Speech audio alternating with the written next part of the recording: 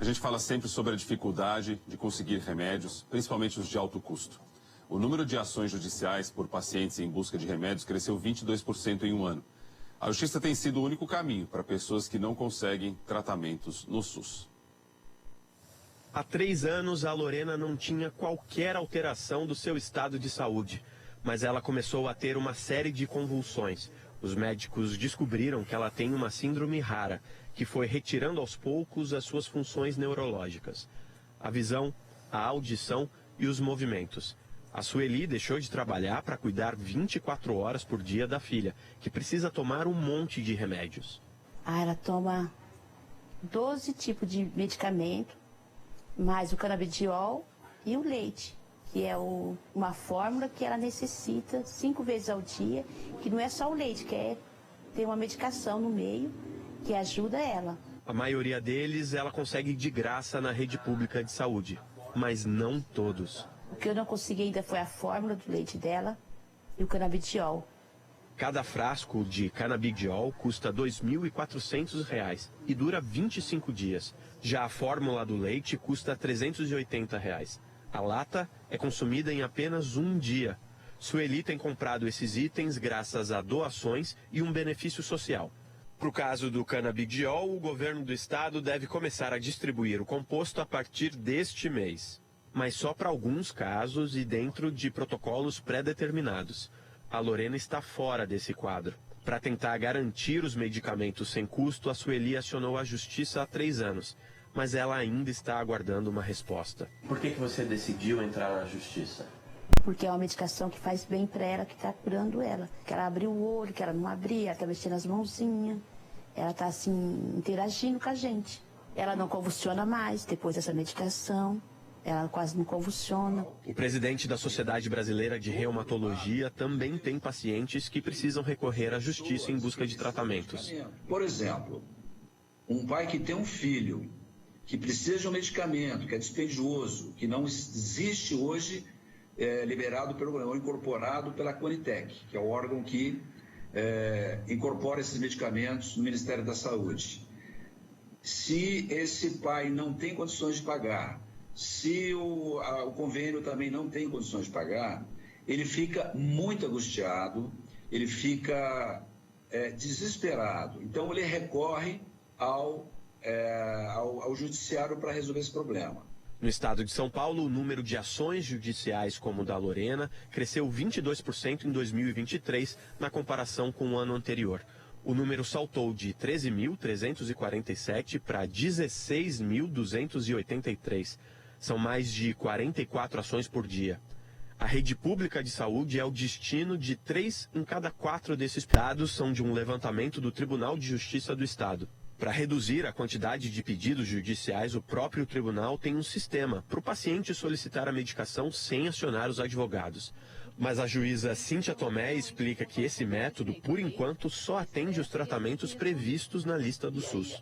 O Estado de São Paulo ele disponibiliza uma sistemática que é pelo Sejusc Saúde Pública, que ele pode ingressar com um pedido que não depende também da participação de advogado e tentar resolver a situação dele nesse pedido administrativo. Foi um acordo que foi celebrado para atender os medicamentos que estão na lista do SUS. E qual que é a principal intenção nisso?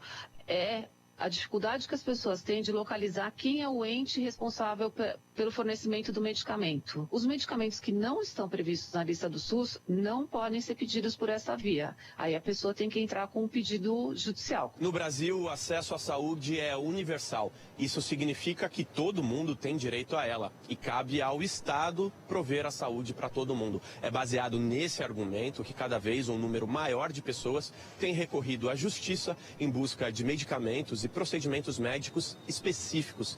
Só que, segundo os especialistas, se essa judicialização ocorrer de maneira exagerada, isso pode causar um nó na saúde pública. Os recursos públicos podem ser utilizados de maneira pouco racional e pouco eficiente. Considerando que os recursos públicos, eles são finitos, quando você tem um aumento da judicialização da saúde, você acaba trazendo um impacto na distribuição desse orçamento. E os entes da federação, eles acabam tendo que comprar esses medicamentos a valor de mercado isso acaba trazendo impactos aí no orçamento público. Se você tem uma artrose, uma osteoartrite, que é aquela doença que ele desgasta a articulação, se nós pudermos ter um medicamento que faça a prevenção da evolução da doença, é muito melhor do que nós fazemos, depois de um certo tempo, uma artroplastia, uma cirurgia, uma prótese daquele joelho, daquele ombro, daquela coxa femoral. Então, isso é farmacoeconomia. Às vezes um tratamento preventivo é muito mais barato no decorrer do tempo do que um tratamento curativo, vamos dizer assim. Para essa reportagem, consultamos os diferentes responsáveis pela saúde pública no país e na cidade de São Paulo.